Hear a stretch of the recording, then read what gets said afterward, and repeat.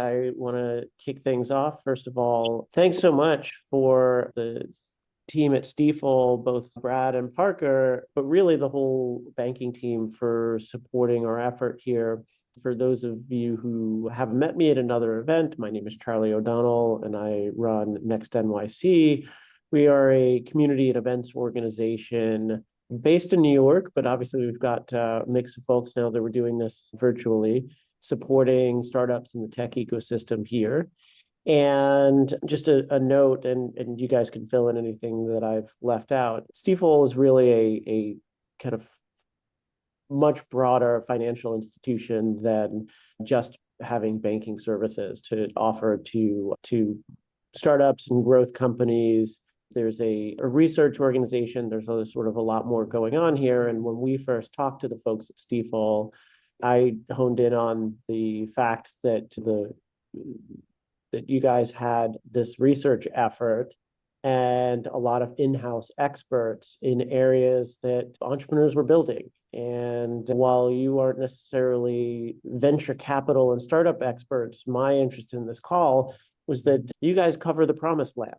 Our goal as VCs and startup entrepreneurs is that you're going to cover our IPO, or one of the companies that you cover is going to buy us in a big acquisition. That's the hat that I'm wearing as I come through this. Would love to have you guys just kick things off by just introducing yourselves and your focus areas, then we can jump right into it. Brad, you want to start us off?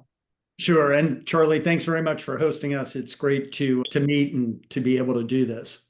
And maybe we'll just start a quick additional kind of Stifel commercial, right? Because our unaided brand awareness is probably not as high as it should be. I was just talking to Dayforce after their earnings, and that's something they're working through. But we're, as Charlie said, a full service investment bank, 9,000 employees across 10 countries.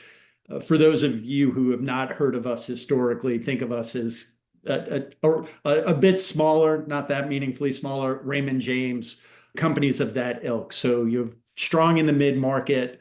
Our research effort spans from small cap to mid cap to large cap, and I'll talk about that in a minute. Broadly, we cover technology, healthcare, financials with an acquisition we did about a decade ago called KBW, and then consumer and industrial. We have about 60 analysts all up, a full service banking effort, and a large wealth management practice as well. Specifically on technology, I lead the software group. I've been at Stifel for about 12 years. Parker and I have worked together for about 10 of those years. There's a third individual on the team, Adam Borg. Broadly, we'll say infrastructure X security. Because security is so specialized, Adam Borg focuses on that. I know you'll be doing a call with him in a week or two. The Microsofts to the Datadogs to the Mongos, et cetera. And then back office applications, office of the CFO, a lot of payroll, and other compliance tools. So all up in the software universe, we cover about 75 names. And I think broadly, we have about 50 years of experience between myself, Parker, and Adam. So a real full service effort. I'll hand it over to Parker to introduce what he does, and then we go from there. Yeah, thanks, Brad. And thanks for having us, Charlie. As Brad mentioned, I've been with Stifel for about 10 years now on the software team. My sliver of the coverage area is going to be in the applications and vertical software space, covering companies all the way from 500 million of market cap to close to 300 billion with Salesforce. So cover a variety of things in the MarTech and customer engagement ecosystem, as well as those vertically specific apps, companies like Guidewire serving a very niche market in property and casualty insurance software. So a lot of different areas that we can go into today. Cool. And just so everybody has, yes, it is true that we're going to be talking to Adam about cybersecurity. I just put the link to that event in the chat for those of you that are in that vertical and interested. But let's dive right in. One thing that sort of affects founders' fundraising, and this is even if you aren't a later stage company thinking about IPO markets or acquisition quite yet, you feel the downstream effects of what is going on in the public market from the VCs themselves. VCs see the public markets tank. They get a little afraid of whether or not there's going to be a market, a liquidity market for them. Perhaps it affects their perception of what limited partners are going to do for their next funds. So let's just level set in terms of the market right now and maybe over the next 6 to 12 months. Obviously, the election's right around the corner.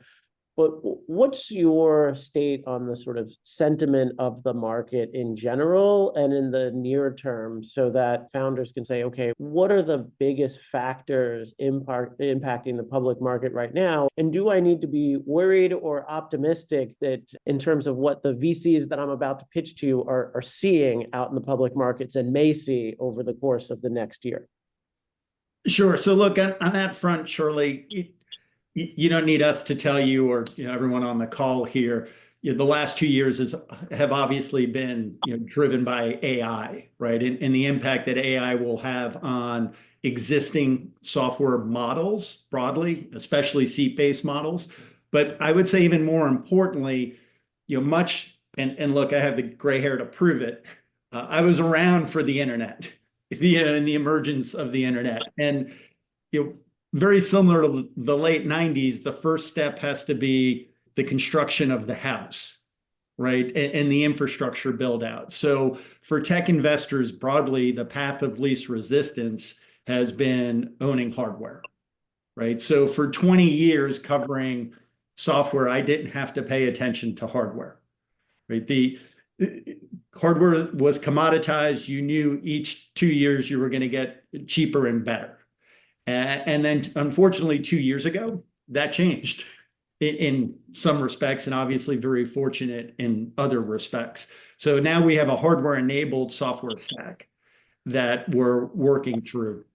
Google's commentary last night on the acceleration of GCP and the significant amount of increase in API calls to Gemini, it really, I think, begins to highlight that we're beginning to tip over to usage from just the build-out. Right? More broadly.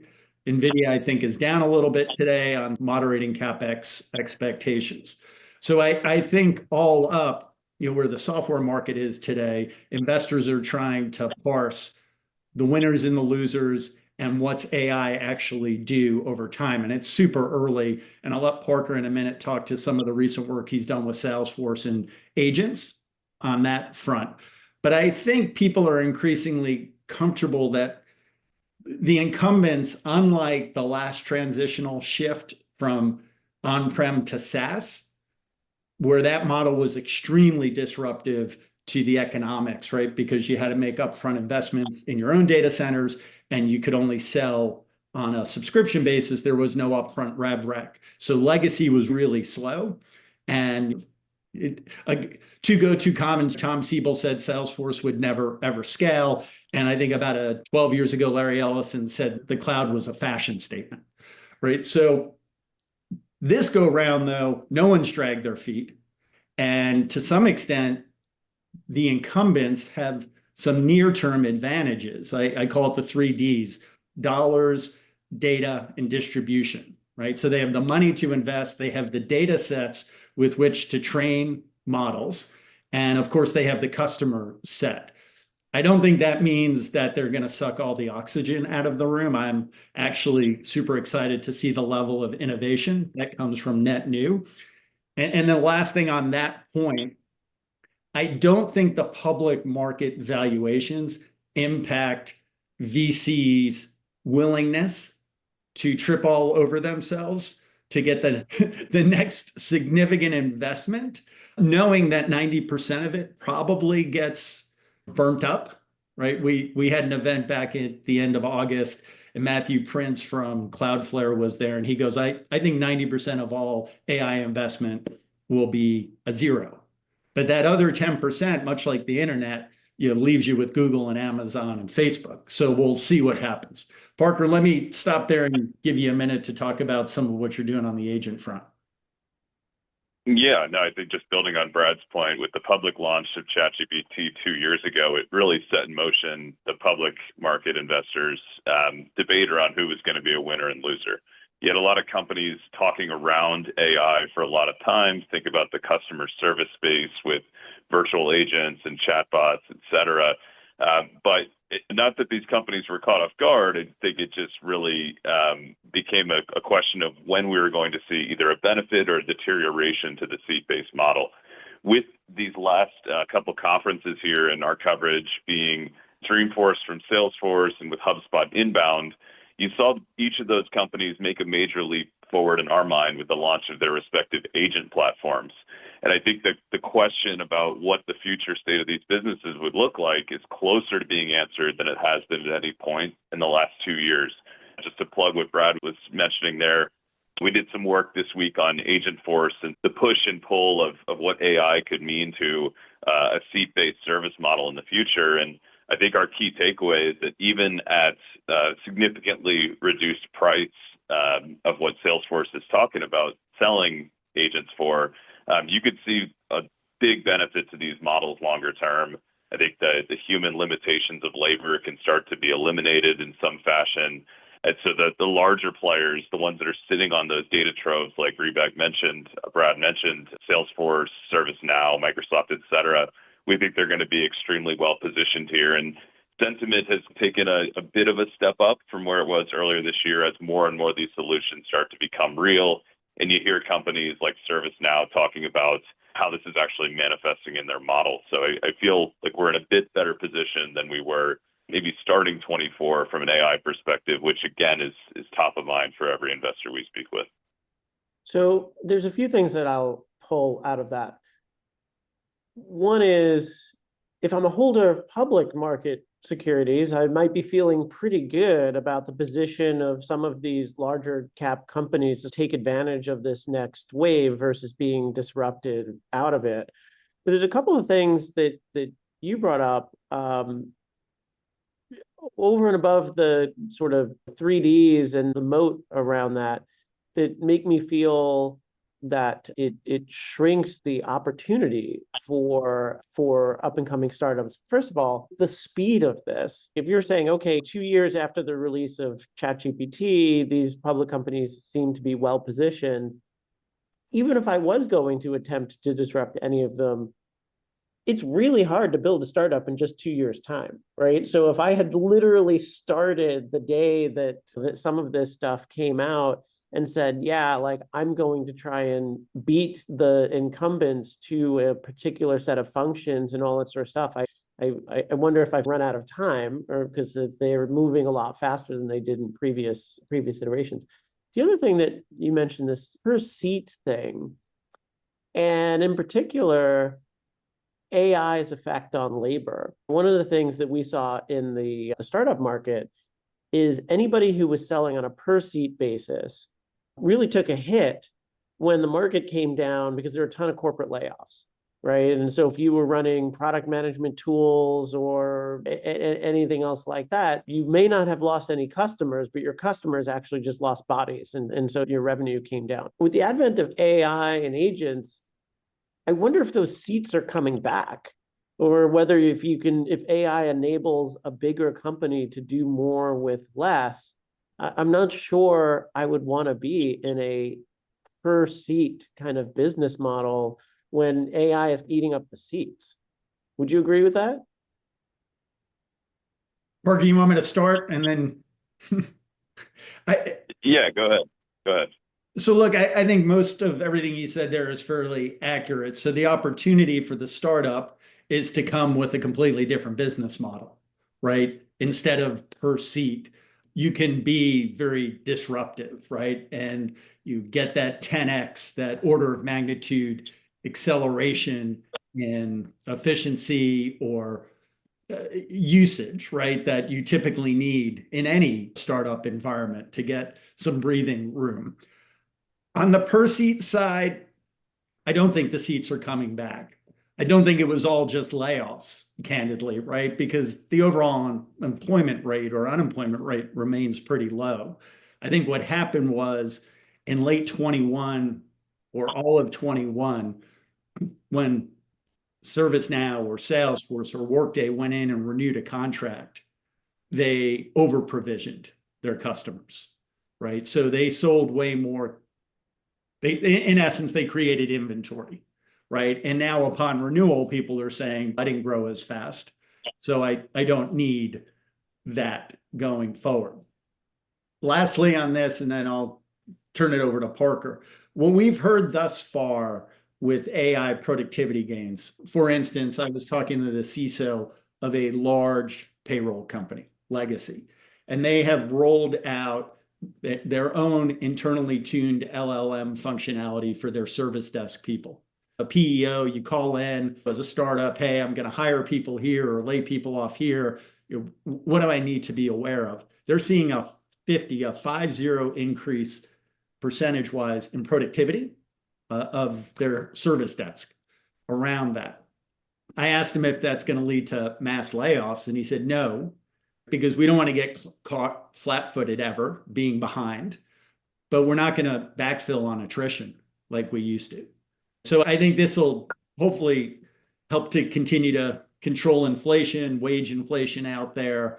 I'm more optimistic than there's a employment Armageddon staring us in the face. But I also believe that startups and tech companies in general have a very real right to share in the productivity gains that they're bringing, right? And that's the monetization.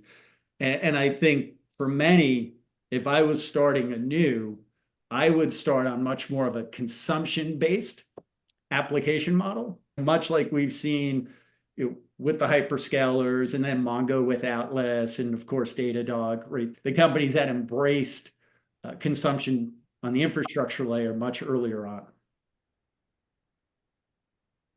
Yeah, maybe just to build on Brad's point, businesses at scale are always looking to drive productivity and efficiency, and look at the service space in particular. A huge aspect of what companies are trying to do is make sure their customers stay and they're satisfied. The way you drove productivity or efficiency in the past was offshoring and the use of BPOs. Then came the first generation of contact center tools. And I think the promise has been that through technology, you can drive that efficiency, you can have less reliance on the number of people touching every service case. Up until this moment that we've just seen over the last year or so, and with the launch of agents, I don't think there was that magical solution or that silver bullet to help you achieve those ends. And now it seems like we're getting to the point where we can finally deliver on the promise that more and more workloads can be done in a semi-autonomous or autonomous fashion. And when you look at an example like Salesforce specifically, the thing that's unique here is that not every service case is built the same, right? What you're trying to resolve for a passenger of an airline is completely different than someone that just bought a vehicle from you. And so there's price discovery in this entire market. So not only is there a shift in the business model from seats to consumption, but the flavor of that consumption changes based on what you're talking about and which specific use case. So all that's to say there's a lot of this discovery that's taking place. We hear that from large systems integrators. We hear that from customers. That's maybe one of the big limitations right now, is just figuring out not only how you use this stuff, but what's the right way for these companies to price it, and what are you ultimately willing to pay for those efficiency gains? It really seems like these efficiency gains and the agent side is where the rubber is meeting the road here. And it's always think about waves and trends. And I think for a while back there, everything was on-chain crypto and all of this sort of stuff. But the market was looking for, okay, where and how do we use it? And are there hard examples of companies deploying at scale? With this trend, it seems like that has happened much quicker, and there's real gains, real efficiency gains, and real usage, productization that's happening.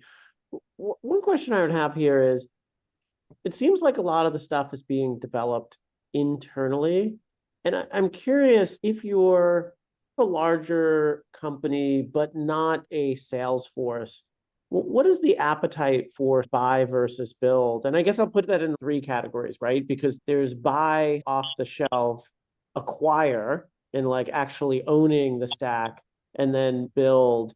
If you don't have the resources of a sales force, and I'm particularly thinking about this from a startup perspective, where I'm like, okay, I'm building these verticalized tools that somebody who can't do it on their own, is my best path that the biggest competitor next to Salesforce, who won't necessarily do this all on their own, should buy me, or should I be selling to them? Like, where's the opportunity for the very limited handful of companies that are going to do this full stack on their own?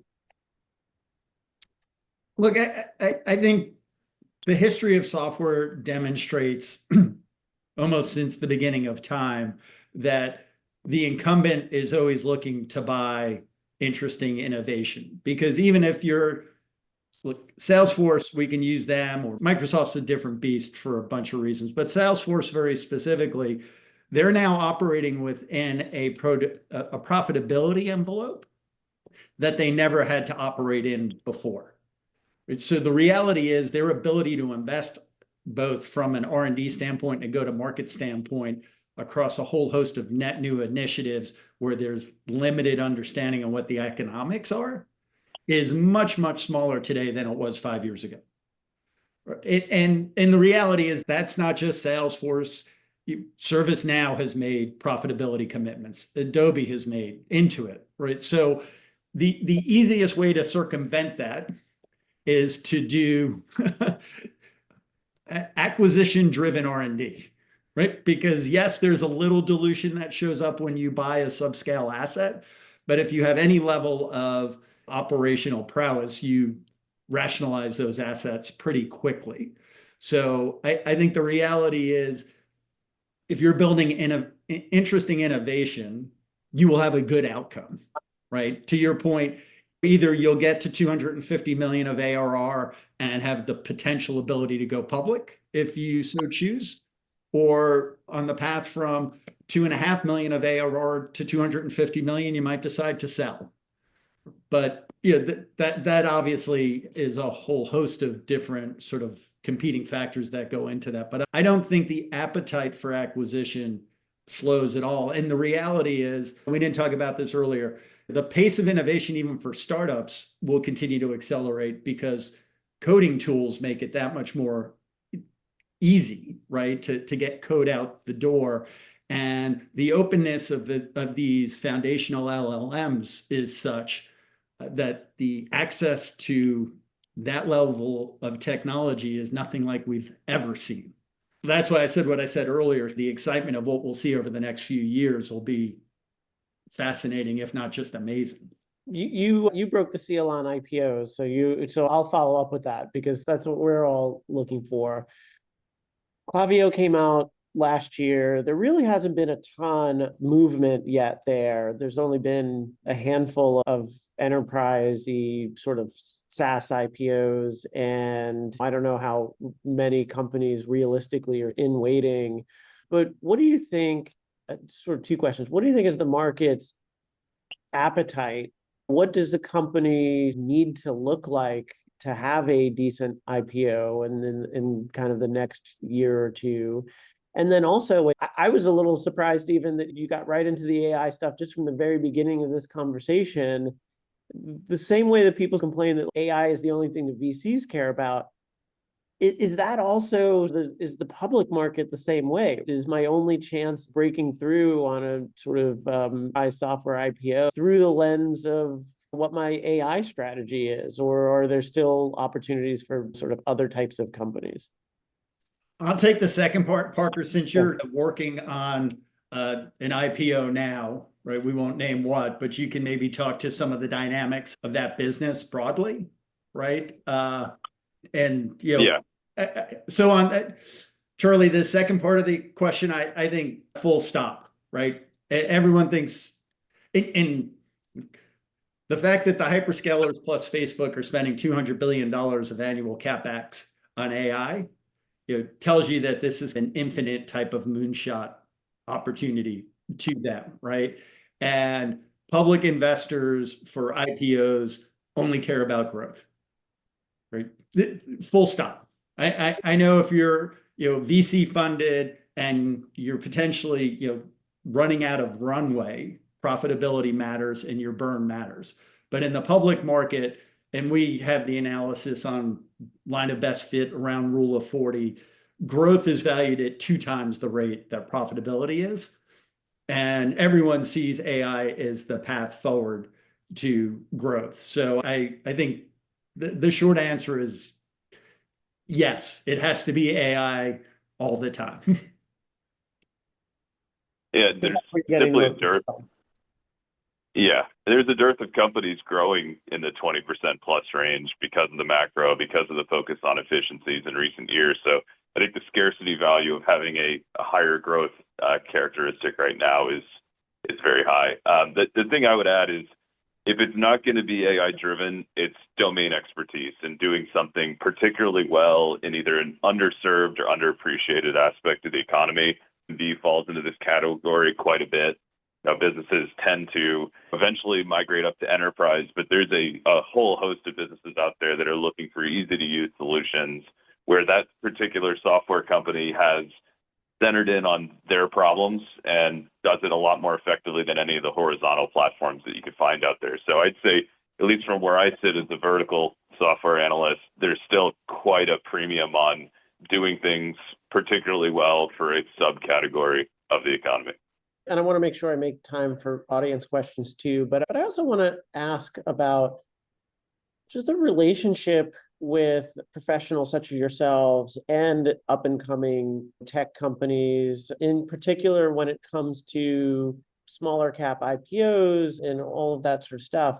When should a company, at what stage should they start thinking about connecting with the folks who are ultimately going to be coverage in your area? Do you guys talk to private companies ever before they file, or just to get a sense of what's going on in the market, or to sort of trade notes about trends and all of that sort of stuff from the perspective of the coverage market, which I know has changed a lot over since I started in VC 20 years ago, and it's been a dramatic shift in terms of like how many names are covered, how many researchers per name, and all of that sort of stuff. So I'm just like curious how I should be thinking about relationship with public market analysts. So the simple answer is we love to talk to interesting, emerging privates because they're the next Salesforce, right? That's how that goes. And you get an unvarnished view of the world talking to privates, and you also get a really good sense of what's emerging technologically. I've brought up Datadog and Mongo. I think the first time I sat down with Olivier was in 2015 or 2016. And that's probably BC round time, actually, maybe for them. Yes. Yeah. And of course, he didn't need much of the money he raised because and I think Mongo would have been similar time. So from my perspective, 25 to 50 million of AR is where I think it begins to make sense to reach out and interact. And I think you had a couple other really good questions in there. Like the number of companies that research analysts cover, once you get beyond 25, you can't do a good job, right? And really the sweet spot is 20 to 25. And for those on the call that are potentially closer to IPO and looking in that direction, like if someone's showing you an analyst that has 35 names on their list, while you may be the greatest thing since sliced bread, if you stumble at all, you're going to go to the bottom of the list very quickly. That matters for sure from a depth, and with well over 100 names now out there because of what's gone on over the last few years, a lot of lists have become bloated. We've done a good job making sure we haven't gotten to that level of bloat. The other thing goes to what you said earlier about IPO being the promised land. I'd also say be careful what you wish for, because it's a completely different skill set and it's non-trivial, and you get only one stumble. You get 0 falls, you get a stumble potentially for the first couple of years out of the box. If you stumble a few times, you become irrelevant. And the last thing I would say, the good part about the IPO market slowing is there were a lot of management teams that got public in the 21 timeframe that weren't really seasoned around what it meant to be a public company organization. And no one was helping them through that maturation process, and it's hard to learn that in public. So there's got to be I'd say, a normal cadence here, and you got to figure out what you don't know along the way. Yeah, maybe just to add to Brad's point, a big part of our research process is not just covering the individual companies, but understanding the industries they operated in and providing a more holistic view. The more informed we are about a particular private company and the more personal the dialogue is there, the better we are able to do in communicating that story while you're a private company to the investors that care about the public. So I think just shining the light on a company can be sparked by these conversations. And I want to have an opportunity to open up to the audience for questions. So if anybody wants to use the hand raise. But I wanted to hone in on also one thing that you said about management teams maybe not being mature or ready to be public companies. What are some of the things that you see among the management teams that just either it's like managing the stumbles, obviously you want to have less of them if possible, but do you see differences in just like the relationship building side? And is it just having a good IR team? Like, what are folks actually doing to be like good public companies from a management and investor relationship perspective? So it's a great question. And I think it all comes back to consistent and continuous outreach, right? So, back in 21, you could meet someone for one, maybe two times and have them come in and put a 5% order or 10% order in for your IPO, right? And the market was so robust and there wasn't a whole lot of differentiation going on there. The reality is, it often takes the better part of 5, maybe 10 meetings with an institutional investor to get he or she comfortable with who you are and your ability to execute, right? And not just execute to what you say, but outperform what you say. And on the stumble part, and this is really hard and it takes a long time to fully embrace this, when you stumble, you have to completely reset to completely avoid the ability of another stumble. So the idea that hey, we said we were going to be a 20% grower and we grew at 18, but we think we can get back to 20. Do you guide that next quarter to 20 or do you guide it to 15? You guide it to 15, you take your lumps, because the only way to get investors interested is their comfort that the numbers are low enough. And it's a really hard, I think, mental hurdle to get over, that you would take such a big step back, but that would actually, as they say, clear the decks and make it more investable. Because the key thing in small cap investing, and a lot of investing, is rate of change. Is that second derivative positive or negative? And when it goes negative, people are looking for what gets it back to positive. But it's that level of continuous outreach and engagement is really hard. It's maybe even more difficult than raising VC money. I don't know if that's a truthful statement because I have never done that and I've never really been involved in that process. But it's hard because there's a lot of other alternatives, right? There are a lot of companies with 1 to 5 billion of market cap. Gotcha. Submitted a question directly. If I am scoping out the market for an acquirer and trying to figure out, like, among the sort of types of companies that you cover, are there any things that I should be looking at, whether it's a buildup of cash on the books or statements about areas that they're looking for? What are the types of things that you might see as signals for a public company that they are going to be interested in buying something, or maybe the opposite, right? Which companies, what signals would indicate that maybe this company is just not going to be in a position to compete on an acquisition? How can I tell if somebody's acquisitive or not? Look, I believe they're all acquisitive, right? Almost every company on our lists has acquired somebody in the last 36 months.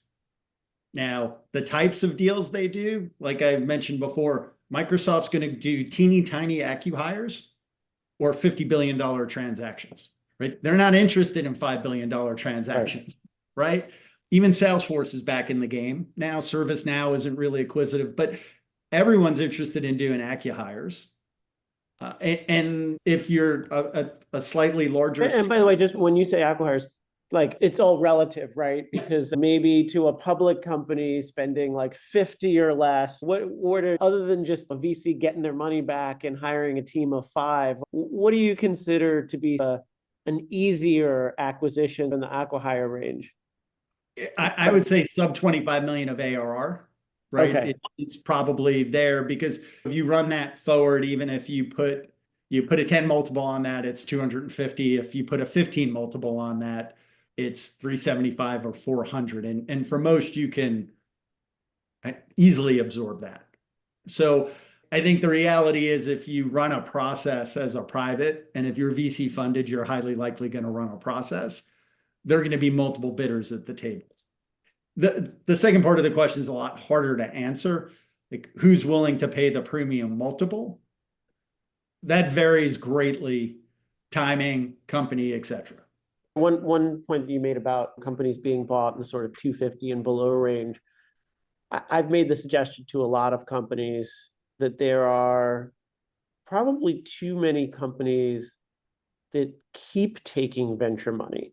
Like I understand that not everything can be bootstrapped and not everybody has the money to do that. And to build a real product with defensibility, you take a seed, you take an A, but I think there are a lot of companies that will probably really benefit from just doing an A, for example, and then getting to some kind of profitability and growing from there because it keeps that optionality open. I was a small fund guy and an exit of 100 or 150 or 200, whatever, was actually quite meaningful. It feels like there are a lot of companies in the middle where they're not going to be Microsoft's next 20, 30, 40, $50 billion acquisition. But given how much venture they've taken, they need to go for close to $1 billion, if not more. And even then, it might not be such a great outcome. And that feels like a tough spot in the market. It's like too small to quite be public, but too big for a lot of companies to acquire.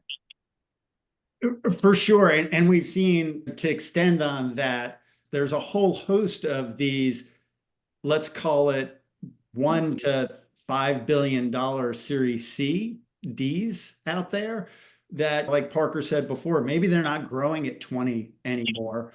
Maybe they're just getting to break even. And look, Salesforce just bought Own Company at a 40% markdown from the last round. And Paylocity bought Airbase for about a 50% markdown.